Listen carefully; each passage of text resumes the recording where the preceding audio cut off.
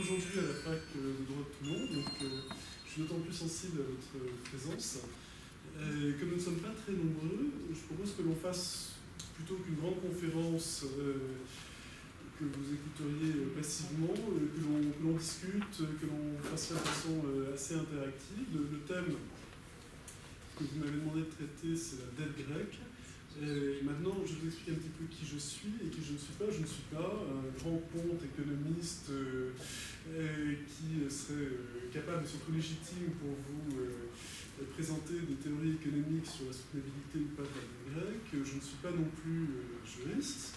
J'ai fait Sciences Po, c'est-à-dire que je ne dis rien rien de sérieux d'un point de vue universitaire. Et ensuite, je suis rentré comme fonctionnaire à la Commission européenne, où je travaille depuis 1998. Comme la plupart de mes collègues, j'ai longtemps travaillé à Bruxelles, où se trouve l'essentiel de la fonction publique européenne. Et en revanche, depuis maintenant 4 ans, depuis 2011, je suis posté à Marseille. La Commission européenne existe aussi avec une toute petite équipe, dont je suis à peu près le seul fonctionnaire. Mais pourquoi Marseille? Parce que la Commission européenne a un petit réseau de représentation dans tous les États. Donc dans chaque capitale de l'Union européenne, il y a une représentation de la Commission européenne. J'ai aussi des collègues, une collègue en l'occurrence à Paris. Et puis dans les grands pays comme la France, une seconde représentation parfois. Donc nous avons Paris et Marseille. Ce n'est pas un grand réseau préfectoral avec des représentants et des équipes dans chaque préfecture et sous-préfecture. C'est un tout petit réseau de représentation et qui néanmoins a deux fonctions. Une fonction qui est d'expliquer l'Union européenne, ses politiques, et plus particulièrement ce que fait la Commission européenne, puisque je suis fonctionnaire de la Commission européenne sur le territoire, aux acteurs économiques, politiques, aux habitants. C'est une petite fonction diplomatique qui est d'accueillir des commissaires quand ils viennent. Il y en a assez régulièrement qui viennent, peut-être pas toujours à Toulon, mais à Nice ou à Cannes ou à Marseille, ou en tout cas dans la région. Et je compte bien en faire venir à Toulon un jour. Et puis, il y a aussi et surtout une fonction d'information de mes collègues bruxellois, pour faire en sorte qu'ils ne travaillent pas dans une tour d'ivoire un petit peu déconnectée des territoires. Et donc ma fonction, c'est beaucoup d'écouter ce qui se passe sur le terrain, quels sont les enjeux, les perceptions de l'Europe, les problèmes aussi que les gens rencontrent, les acteurs rencontrent, pour ce qui me concerne dans le sud de la France, et de faire remonter cette information-là à mes collègues bruxellois pour que les propositions qu'ils font, les orientations politiques que les commissaires peuvent prendre, tiennent compte de la réalité, pour ce qui me concerne, française et plus particulièrement du sud de la France. Donc voilà mes fonctions. Vous l'aurez compris, je ne suis pas le spécialiste mondial de la dette grecque, mais j'ai accepté de prendre ce sujet comme point de départ parce que je trouve que c'est un sujet extrêmement important dans l'analyse que l'on peut faire aujourd'hui, la compréhension qu'on peut avoir aujourd'hui de l'Union européenne, de son fonctionnement en particulier, mais pas seulement sur le plan économique, et peut-être de l'avenir de l'Europe. Donc je vous propose de prendre le thème de la dette grecque. Je vais vous parler, je vais énumérer, peut-être pas vous avez tous les détails dont vous pourriez rêver, mais en termes de clés de lecture, en tout cas personnelle, de la vue de la Commission européenne, ce sujet, mais ensuite, pour discuter avec vous, voir vous ce que vous en pensez également, et puis qu'on interagisse. Et si nous finissons notre débat en parlant de toute chose, c'est pas grave, puisque je suis, en tant que représentant de la Commission européenne, censé tout savoir sur tout. Autrement dit, je ne sais pas du tout sur tout, mais je peux au moins essayer de donner des clés de lecture ou d'interprétation vues du point de vue de la Commission européenne sur tout ce qui touche à l'Europe. Alors, la Grèce. D'abord, avant de parler de la situation actuelle, qui est un véritable feuilleton, parce que chaque jour apporte son élément nouveau, on vit en plein suspense, c'est un vrai feuilleton de Grexit ou pas Grexit, est-ce que la Grèce va rester dans l'euro ou pas, est-ce que les autres pays membres de l'Eurogroupe, donc qui partagent la zone euro, avec la Grèce, vont accepter ou pas de nous venir en aide, etc. Avant d'arriver au feuilleton d'aujourd'hui, je crois qu'il faut revenir assez longtemps en arrière pour bien comprendre les tenants et aboutissants de ce qui nous a mené à la situation actuelle. Et d'abord, pour rappel, bon, vous le savez sans doute, mais la Grèce fait partie de l'Union européenne depuis 1981. Et donc elle a fait partie de l'un des nombreux élargissements qui ont émaillé l'histoire de l'Europe.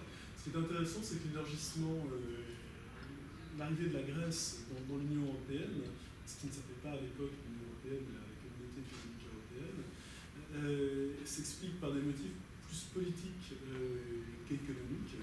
Si vous voyez les différentes vagues de la constitution de l'Europe en 1950 jusqu'à ce qu'elle est aujourd'hui, vous avez certains élargissements qui ont été à dominante plus économique et d'autres, beaucoup d'autres, qui ont été à dominante plus politique.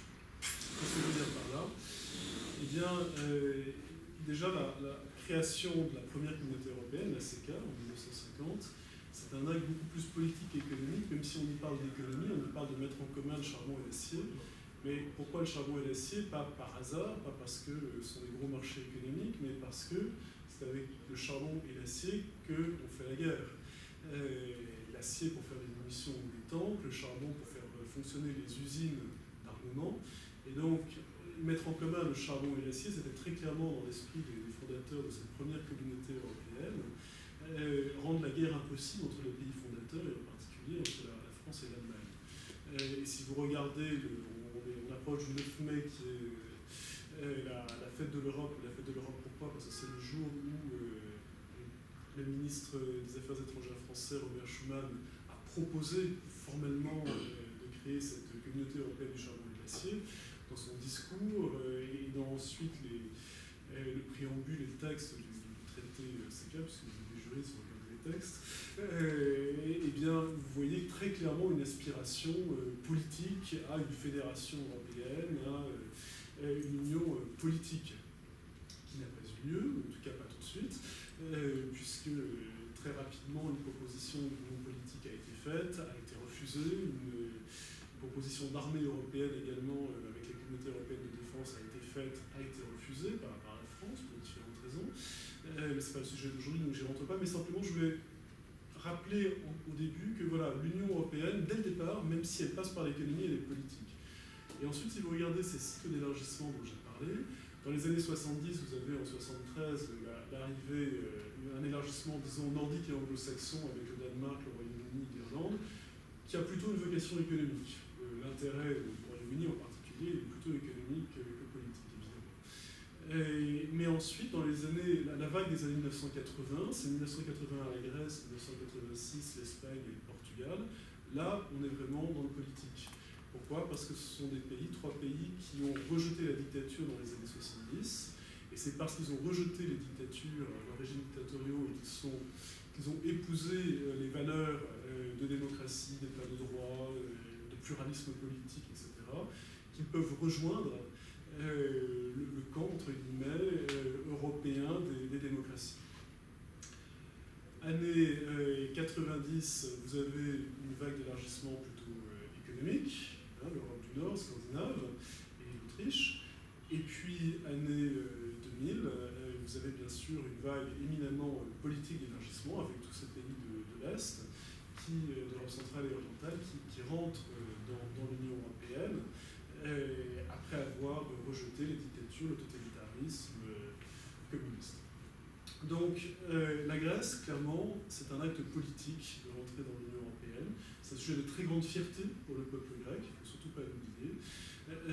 Et pourquoi je parle de tout ça? C'est un petit détour, mais qui je pense est important pour comprendre le rapport que les Grecs eux-mêmes ont à la monnaie unique, à l'euro. Parce que, de la même façon, le projet de création de l'euro, c'est un projet économique, évidemment, avec des conséquences économiques très fortes, et je vais y venir dans mon exposé. Mais c'est aussi, et c'est peut-être avant tout, un projet politique. L'idée est que, voilà, en mettant en commun la monnaie unique, évidemment, on a toutes sortes d'avantages économiques qui sont censés en découler, mais on a surtout une très grande solidarité économique, mais donc politique, qui doit être créée par ce biais entre les États. C'est symboliquement aussi très fort, puisque, évidemment, ne plus avoir à avoir dans votre portefeuille des euros, non pas des euros, mais des francs, des drachmes, des Deutschmarks, etc., fait que, sur un plan très, très concret, vous avez vraiment la sensation d'habiter l'Europe, d'habiter un espace unique où vous franchissez les frontières sans forcément être contrôlé grâce à l'espace Schengen, et où vous pouvez payer partout dans la même monnaie. Donc il y a un côté symbolique, politique extrêmement fort. Et pour les Grecs, c'est comme ça qu'ils l'ont vécu. Ils l'ont vécu comme étant la consécration, le fait de rentrer dans la zone euro dès le départ. Ils l'ont vécu en 2001, ils l'ont vécu en 2001-2002, ils l'ont vécu comme étant voilà, la consécration, leur appartenance à l'Union européenne. Et pour l'Union européenne, les autres pays, il y avait aussi une dimension historique qui était de dire, voilà, vous êtes juriste, donc vous savez aussi bien que moi, même mieux que moi, la Grèce, c'est le berceau de l'Europe finalement, l'Europe à l'origine elle est grecque, la démocratie elle est grecque, et c'est faire rentrer en fait l'histoire de l'Europe, hein, le témoin, le fondateur historique, mais millénaire de l'Europe, au sein de ce premier cercle européen qu'est la zone euro.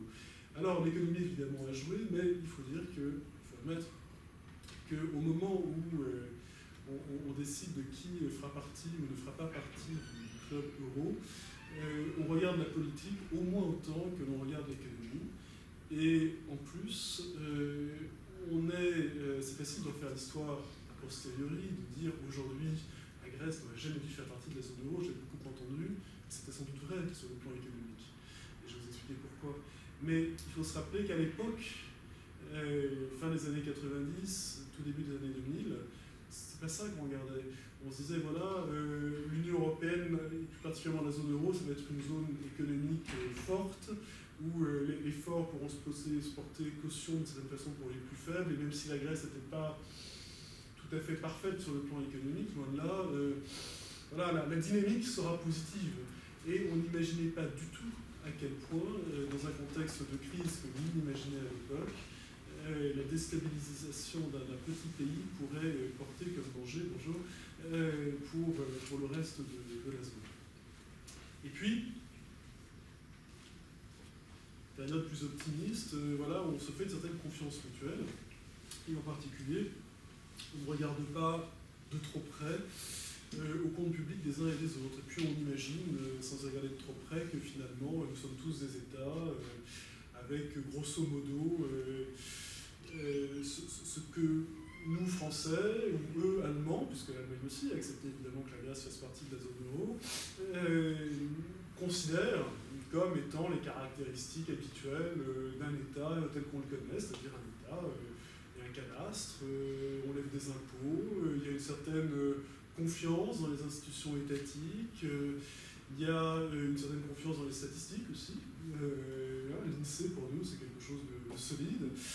Et il faut voir qu'à l'époque, les institutions européennes n'ont aucun droit de regard particulier, d'ailleurs, sur la façon dont les statistiques nationales sont construites. Il y a des réseaux qui permettent de s'informer mutuellement, d'échanger des bonnes pratiques, etc.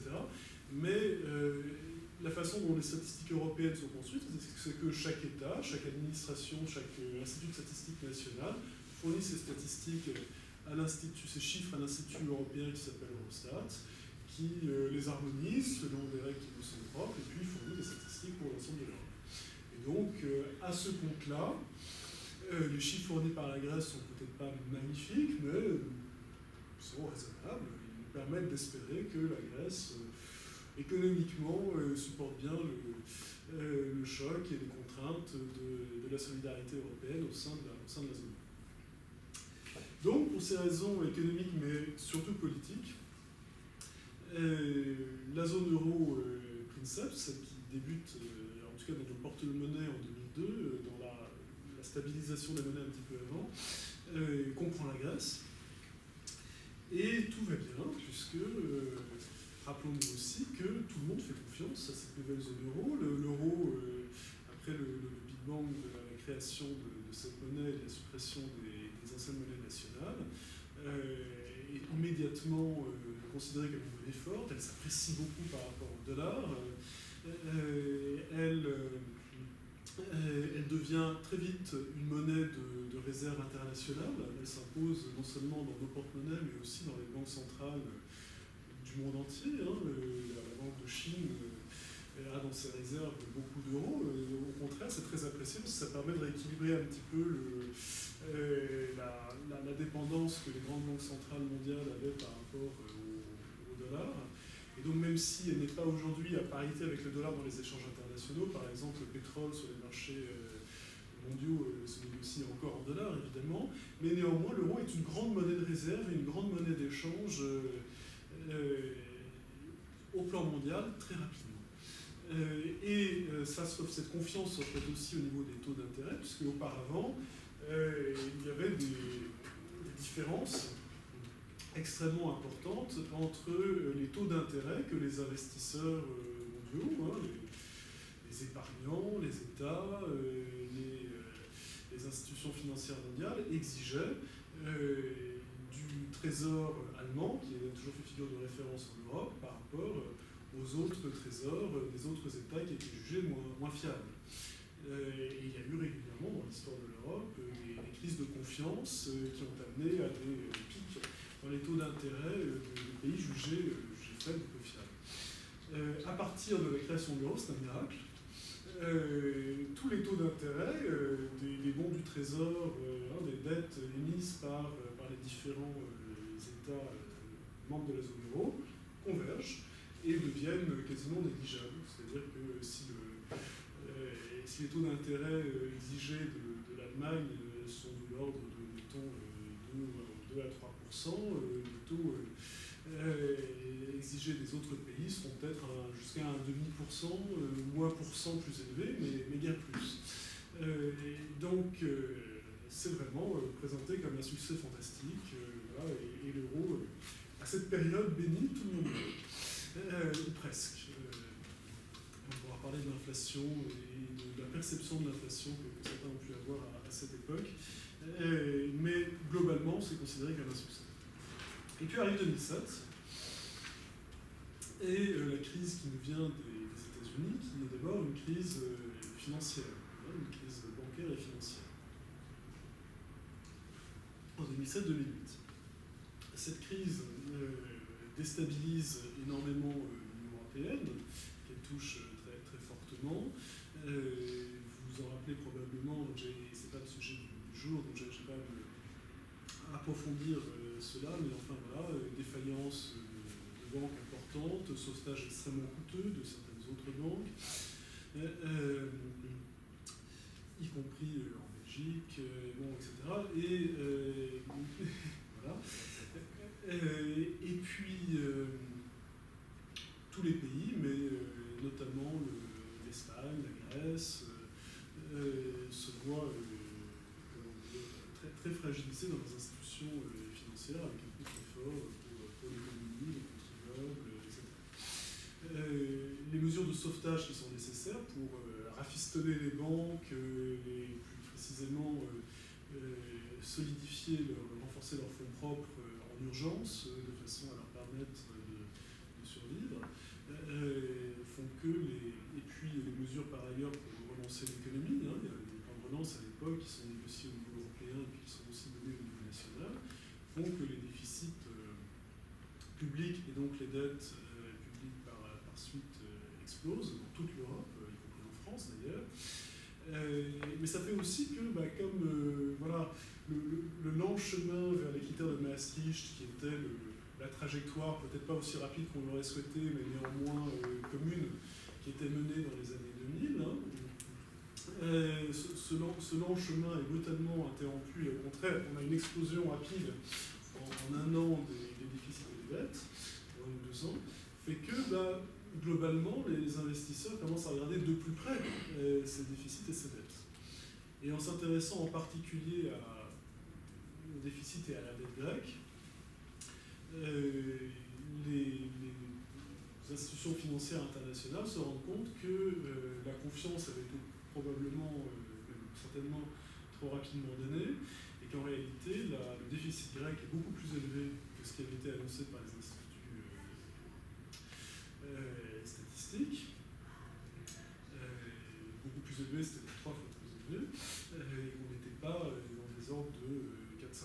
mais des ordres de 10, 12, 13% du déficit, que la dette publique était également beaucoup plus élevée que prévu, et ils se rendent compte de façon plus générale que non seulement il y a eu une grosse sous-estimation, mais qu'en réalité, on ne sait pas.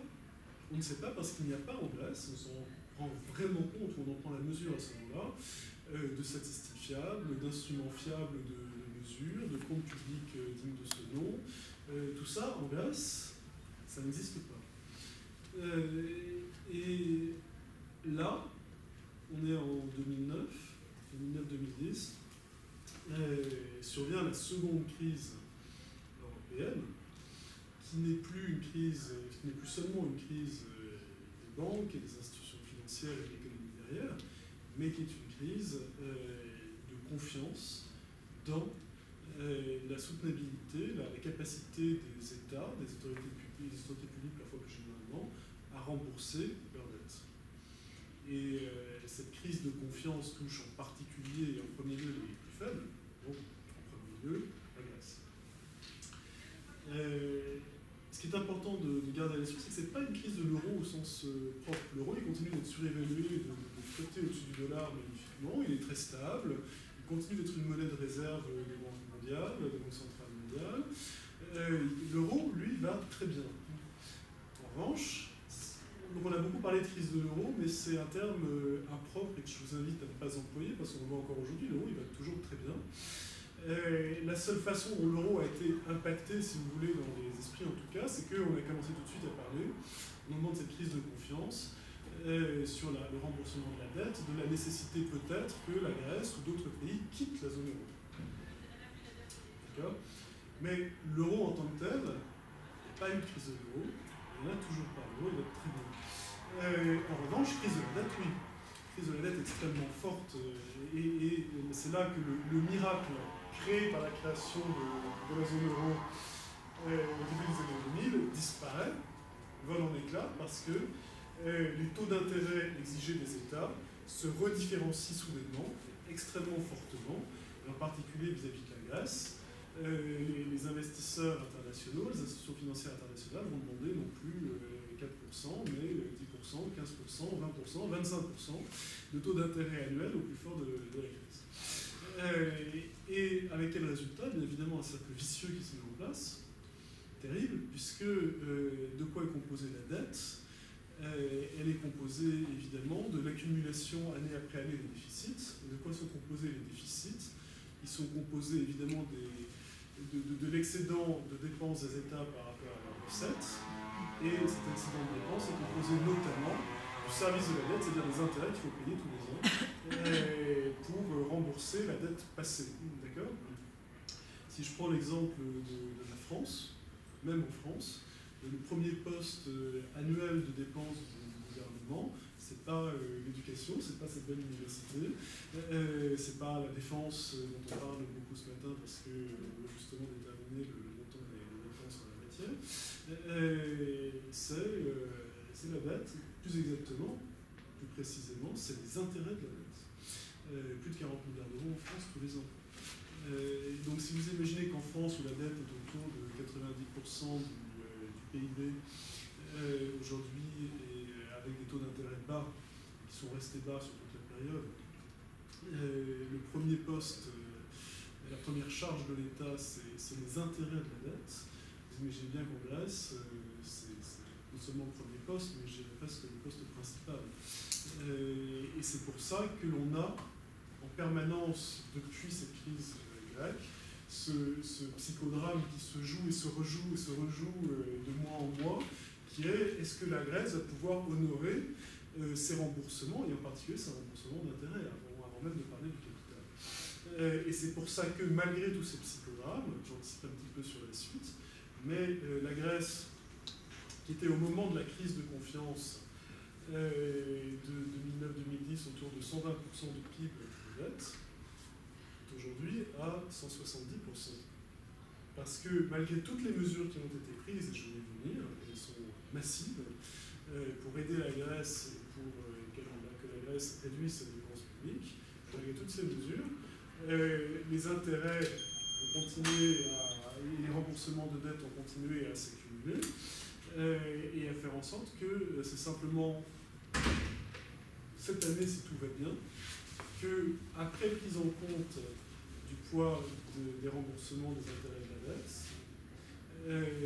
la Grèce aura un excédent budgétaire à la fin du compte.